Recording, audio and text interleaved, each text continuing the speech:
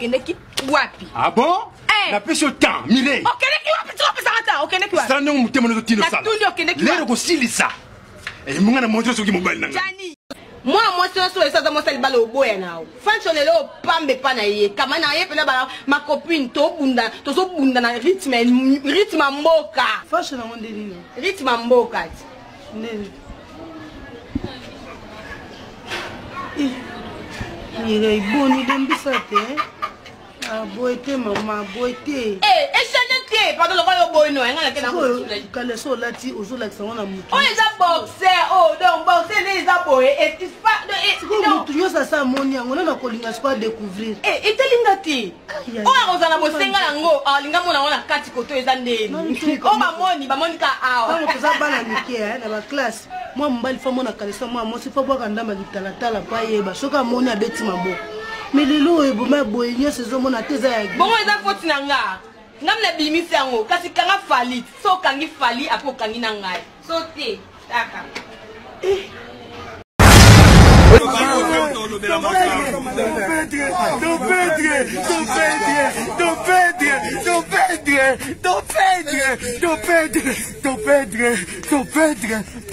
Oh, bozomona Yaya Miraesa. Yaya Miraesa yeyo, yango solo baba perdre Yaya Miraesa yeyo. Yaya Miraesa yeyo. Totika Miraesa atotiki ye babongisi place à bien. Ah, tozana morgue, tozana kati ya morgue.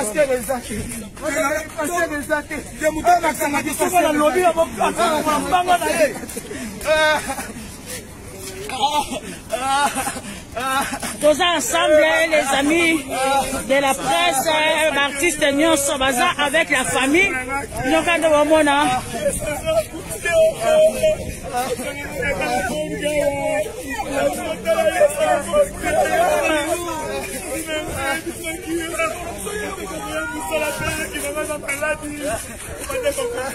juste la famille de Miraesa, son grand frère biologique. Il est là avec tous les artistes ici en Angola. Ils sont sur le Sangani, Toza, la Kata Mongwa. Miraesa Atikibiso, Miraesa Atikibiso, Miraesa Atikibiso. Miraesa Azaï soutenir, Miraesa ne plus, Miraesa Atikibiso.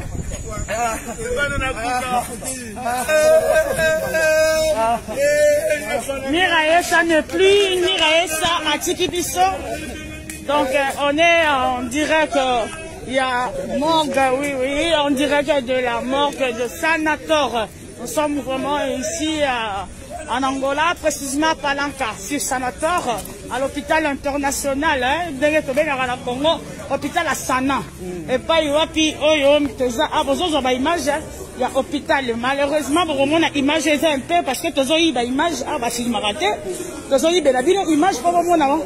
Donc, ça vient de confirmer que Miraesa a Tilibiso. Donc, vous avez tous les artistes et comédiens, les amis de la presse, vous voyez vraiment, les bomoni banderonos, dans la présentation Bino. Donc, vous avez la carte branchée. Vous avez le tour de la semaine au Bali, oh, il y a Bomi Miraesa. On est là. Donc, il y a un bomé dans ma boko. Comment vous avez belle à ça, tu as beau, il y a un comédien, il y a un comédien. Elle a sens, hein? Mobala boya ba comédien ba kota.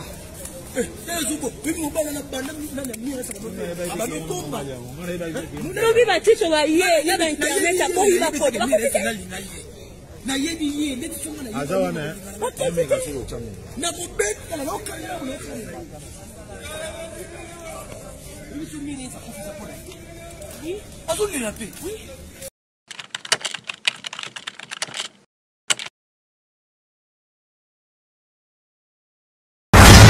Olingo monanga wapi 7e baga yeyo Mireille Tubadi yeyo Mireille Nabino yeyo to s'abonner kaka massivement na chaîne YouTube Tina Express TV ya Mama Tina Ikoko.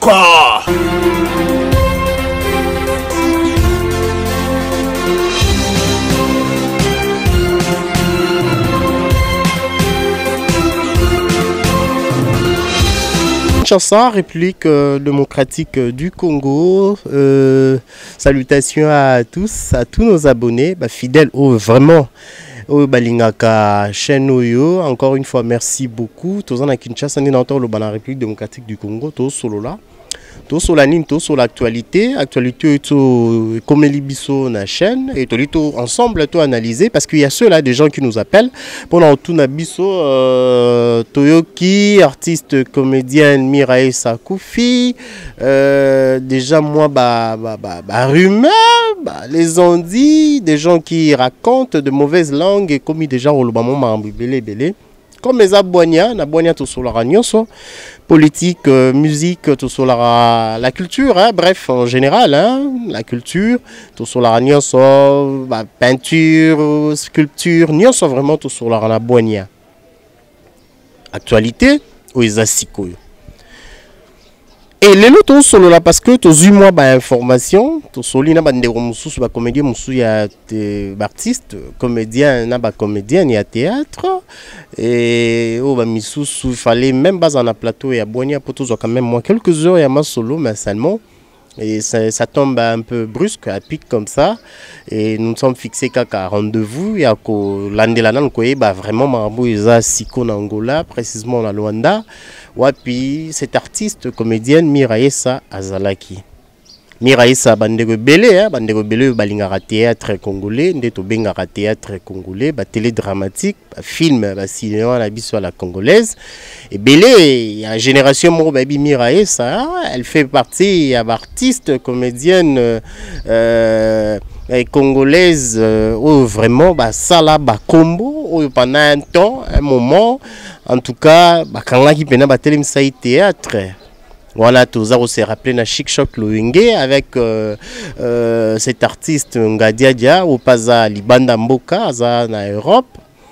Et parce que Miraesa, Bazaki vu de loin, notre jeune frère Papa Moselou tout paix à son âme, hein, donc tout un groupe, une équipe là, ya makasi au bazara na Chic Choc Loingue à l'époque ezaki Miraesa et abandon jouer wanananga dia et ça fait très mal aujourd'hui tozo la muka quoi apprendre cette nouvelle. Une Congolaise patriote Moko donc Azaki parmi ambassadrice et à culture et à Congo à Kinda ko s'installer na Angola na Luanda moi bâton et zupena moi année et Miraesa banda isusu vraiment dans la Kinshasa te dans la République démocratique du Congo te a combien plus que vrai kuna et kuna pe na Angola na Luanda il y a un groupe de gens il y a artistes mususu congolais artistes congolais oyo bakenda kuna bazo travailler comprenez madame monsieur tout ça là vraiment en plein balabala donc tozo place tozo solo là.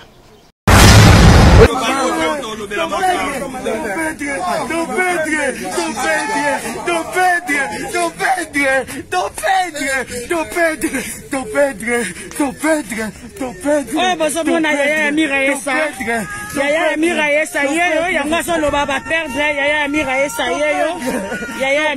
yeyo totika Miraesa atotiki ye babongisi place à bien toza na morgue toza na kati ya morgue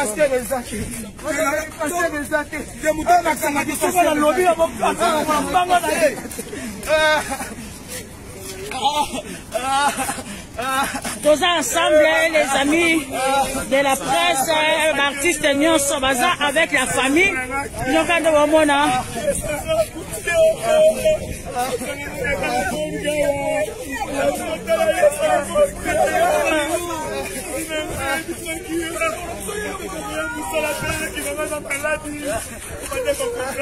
juste la famille de Miraesa, son grand frère biologique. Il est là avec tous les artistes ici en Angola. Ils sont sur le Sangani, Toza, la Kata Mongo. Miraesa Atikibiso, Miraesa Azaï soutenir, Miraesa ne plus, Miraesa Atikibiso.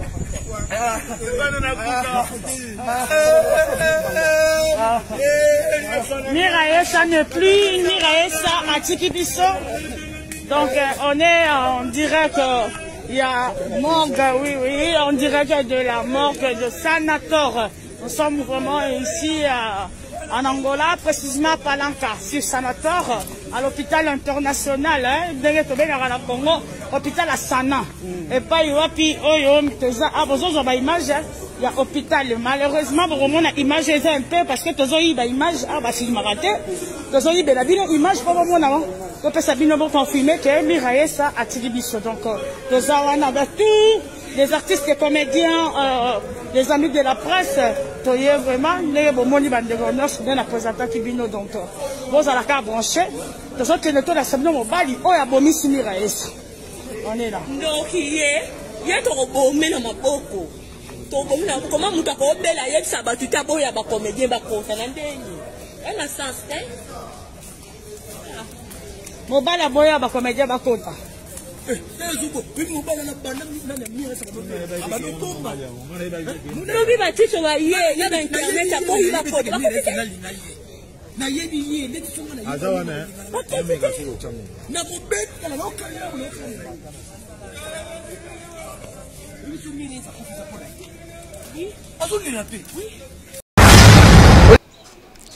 Et Miraessa banda pe koevre kuna koma koevre kuna na Angola na Luanda et na ba artiste kuna ba s'organiser o lelo yo ba mutu même ba pesi nouvelle ya liwa ya Miraessa. Ça fait très mal, ça fait très mal.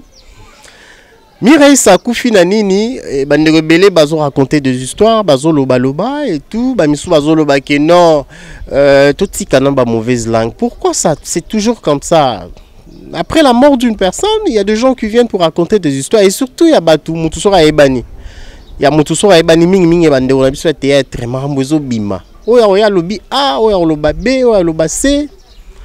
Et toto sonana ndeko mususu kala mingi te aza kuna na Luanda que non Miraessa azaki na mobali na ye pona ko nangena lobango te mais to lobango parce que pona obuma moi ba oyezo lobama Miraessa azaki na mobali ne na Angola na Luanda et balobi fimo kara ya théâtre mutu akoti ba problème na foyer na ye na relation na ye et ba fika ya théâtre akomaki ko tricher avec son mari et pesa qui est pas si souci wana et après comme bota moi ba malade ba sucre tout na ndenge ndeko na biso moi si asili ko tika biso waneza information o e bani siko na Angola siko ezolobama o nyonso bozoyoka ezolobama au poison ou autre, ce qui n'est non. On est à mauvaise langue et c'est vraiment la méchanceté, c'est pas gentil, c'est pas bien.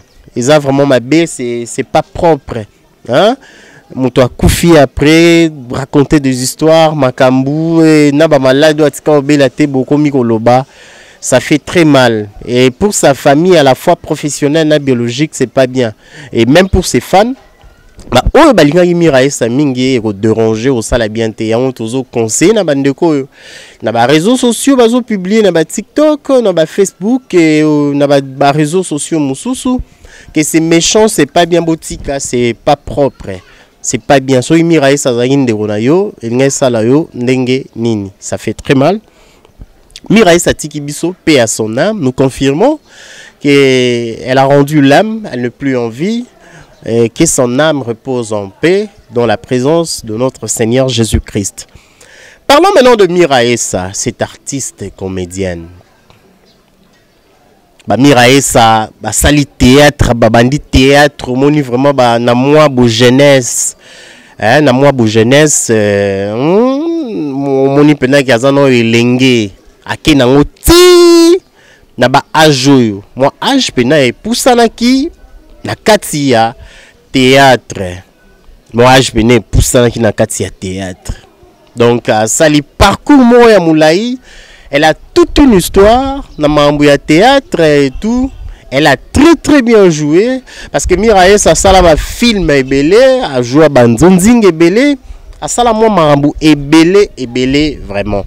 Et à l'époque, vous vous rappelez encore mes frères et sœurs, Ngadié de Moutanda ou Ganga Ganga, vieux Ngadius Moutanda ou Ganga Ganga Kombo na Mingi, Miraessa. Donc c'était Ngadia Dia. À l'époque de cette génération, mes congénères se rappellent encore, ba théâtre wana Mira Essa bandaki osala. Donc ça fait très très mal. Il y a beaucoup de gens qui passent et surtout mingi vraiment bandaki ko linga Mira Essa. Et à la fois un conseil pour nos artistes comédiens et nos artistes comédiennes. Oh mingi bimambo kabakena libanda pour na ba œuvrer s'installer dans différents dans d'autres pays d'Afrique, voire même il y a Europe, kuna et tout. C'est juste une question d'abord toujours poser, est-ce que l'artiste bima kabakena libanda nos artistes congolais surtout mingi ya ba théâtre artistes comédiennes nabiso, est-ce que tant babima bakel libanda batika la en contact na ba base na corporation na bango ya artistes comédiens ya Kinshasa et ya pardon ya République démocratique du Congo, est-ce que évolution na bango kuna nenge bazalaka bazo est vrai bazo fonctionner, est-ce que ba gardera toujours contact na ba base na bango ndeti ya na Kinshasa le leza avec papa Massoum bazo diriger, est-ce que bazara toujours à contact ya royeba quand même que non mutu tel hasard place boye, est-ce que suivi mo zalaka, est-ce que bazara toujours dans ba numéro de téléphone, est-ce que parce que ce qui arrive souvent constant biso na boanya to sali tant le makamboyaka likamboyaka omona même ceux leur corporation à niveau à Kinshasa bazo maîtriser un sous dossier. On a eu à parler avec différents na téléphone. Au moni bazo maîtriser pendant l'IO Mira Essa té. Bazo yebate c'était quoi?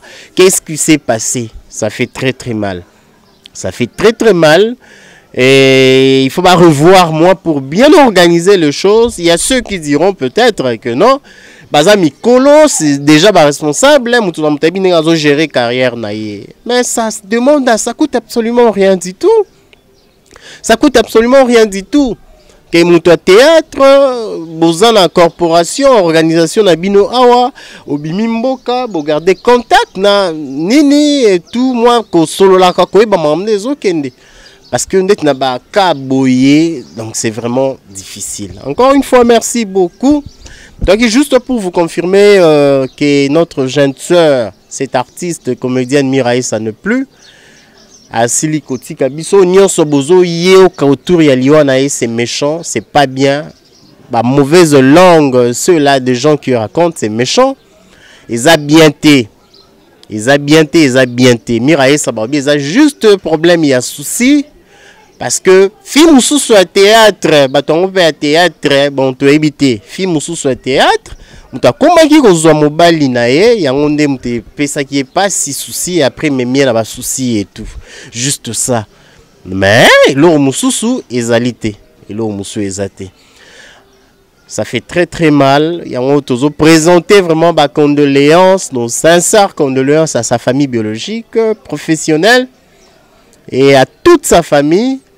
Et tozala wana pour landela ndenge programme ndé membre kende ti suka pour na royeba soki ko yoya ou comment et tout et boye bango avec le temps parce mais présentement donc l'on ne yebanité l'on ne salamité parce que muto kufa il y a quelques heures seulement. Donc après moi tant des programmes moi idée ko ebana imam sous ebana oyo zalaki oyo salami et sika ndekona biso Mira Essa azalaki. Ça fait très très mal, ça fait très mal. Madame, monsieur et sincère nos condoléances na organisation corporation Mobimba ya ba artiste comédien. Voilà, tout le monde papa Massoum, tout le monde ba Elombe, tout le monde Bodo, tout le monde toute l'équipe où il dirigeaka comité dirigeaka corporation organisation na artistes comédiens. Ba on sont vraiment tout souhaiter bango ba sincère condoléances pour la disparition ya Mira Essa. Ça fait très très mal. Encore une fois, merci beaucoup. Mes frères et sœurs, madame, monsieur, ils ont juste moi quelques minutes seulement. Tout ça pour notre solo là. Ko tali sabino oyo commis information ba ndeko bazo benga biso pour retourner. Est-ce que c'est vrai que Mira Essa azali sauté? Est-ce que zali fake news. Est-ce que peut-être elle était encore malade ou Azana Itomoro, Azana Itamoro, Azana urgence ou quoi? Nous vous confirmons que Miraessa n'est plus. Miraessa n'est plus. Miraessa a perdu. Elle a rendu l'âme. Azaïsou Nabo Moïté Asili Ko Tika Biso Bandeko. Ça fait très très mal. Et ça la peine pas si Bandeko Bazo comme la biso et Bandeko Bazo Koma. Et surtout pour la Bandeko Mingi Mingi Balanda Biso Nanzela TikTok. Bah mon a déjà négato confirmé qu'il y a un OP et Mingi Bazo Lingasko bah est-ce que ça y a solo? To Eza y a solo T Belé. Il y a déjà des artistes bazo confirmés en gros. Bazo na Luanda. Bazo confirmé disparition. Il y a Miraessa bazo confirmé. Yango. Encore une fois, madame, monsieur, tozo comme na biso na suka ma solo na biso, tozo comme na suka. Ils allaient confirmer bino disparition. Ya Miraessa Atsili ko tika biso, ça fait très très mal. Et ça l'a vraiment pas si. Juste avant na to ko kabona bandeko to bandeli les sous. Ba maladi onion sezo bima o il y a des gens bazo publier na ba réseaux sociaux. Na ba réseaux sociaux disais-je, Miraessa kufi na yango te. C'est méchant, botika. C'est vraiment méchant. C'est vraiment méchant. Merci beaucoup. Merci à Bobo. C'est la fin. Ce qui est sous Massi à Zongité, Brozoba programme suite. Il y a Marambu Nengero Kende Kaka. Avec le temps, laissons le temps. Il y a Marambu et un autre jeune sœur Miraessa avec le temps. Et l'autre fois c'était avec cet autre artiste Bobo. C'était encore qui cet artiste? Notre jeune artiste soit Seotika Psoga Angola Pekara Nani Masirika paix à son âme. Ezaï Pekara en Angola na Luanda. Et moi artiste Angola Luanda et les loyo Ezali Miraessa. Ça fait très très mal. Ce qui est sous Massi à Zongité, tout le monde est un ami Kolozaroya.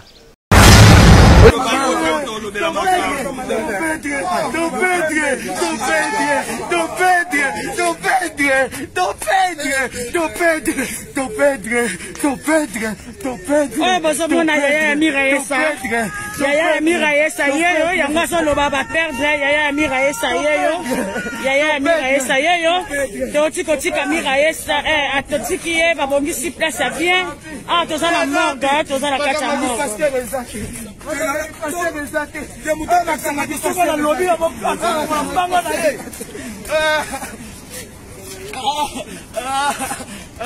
tous ensemble, les amis de la presse, l'artiste Nyonso Baza avec la famille. Nous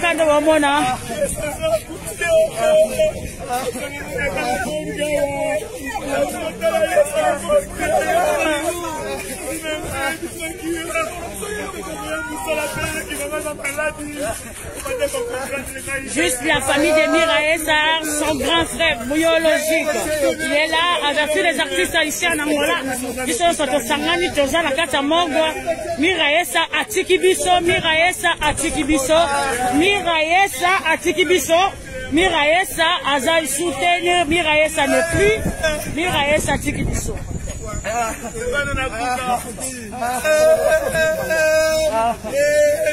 Miraessa n'est plus, Miraessa Atikibiso. Donc on est, on dirait que il y a morgue, oui, on dirait que de la morgue de Sanator. Nous sommes vraiment ici en Angola, précisément à Palanca, sur Sanator, à l'hôpital international, hôpital à Sana. Et pas il y a image. Il y a hôpital. Malheureusement, on a image un peu parce que tous les images, si je m'arrête, tous les images pour le moment. Donc, ça vient de confirmer que Miraessa a Tigibiso. Donc, tous les les artistes et comédiens, les amis de la presse, vraiment, les bomoni banderonos, bien à présenter Kibino. Donc, vous allez la brancher. Tous autres, les la semaine au Bali, oh, il y a bomi Miraessa. On est là. Donc, il y a un bomé dans ma boko. Comment vous avez fait la yep sabat, tu as beau y avoir comédien, bah, pour faire un déni. Elle a sens, hein? Mobile à boya, bah, comédien, bah, contre.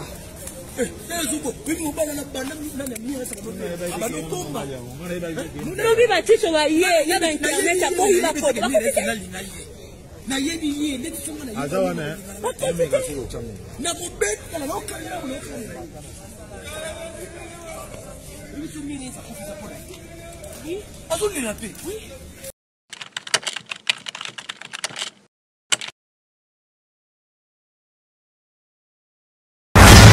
olingo monanga wapi 7e baga yeyo Mireille Toubadi yeyo Mireille Nabino yeyo to s'abonner kaka massivement na chaîne YouTube Tina Express TV ya Mama Tina Koko.